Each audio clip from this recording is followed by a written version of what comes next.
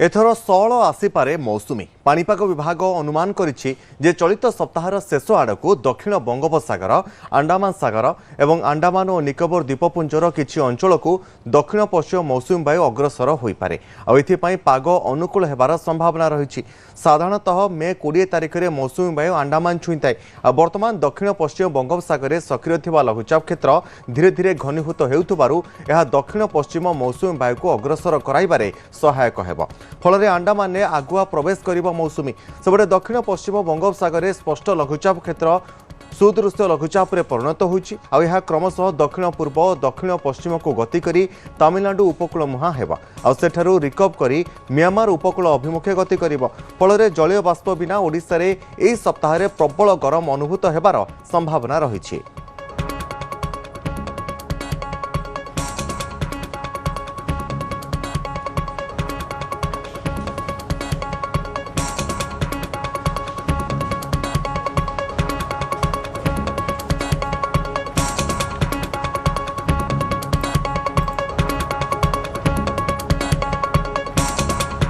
पश्चिम मौसुमी वायु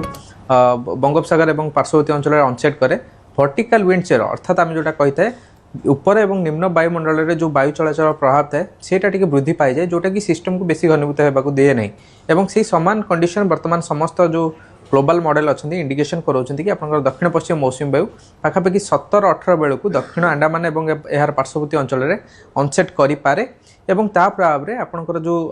रही आम कहीपर वो अलग अलग अंचल को जमीक आप केरल में गोटे कि 2 दिन आगुआ आसपे मौसुमी वायु एवं अंडमान सागर कथा जब देखिए नॉर्मल डेट होची आपनकर 20 तारिख और जो अनसेट डेट रही पाखापाखि 17-18 अर्थात 2 ରୁ 3 दिन आगुआ आपनकर मौसुमी वायु अनसेट करें। पॉजिटिव आयोडी किसी परिमाण में जो एलिनोर कंडीशन को प्रतिहत करें कि प्रशमित करें आगामी दिन में जोटा पूर्वानुमान रोचे मौसुमी जदिव आपनकर 16 अनसेट करुच्ची किंतु देश सारा और राज्य में ओडिशा जदि देखा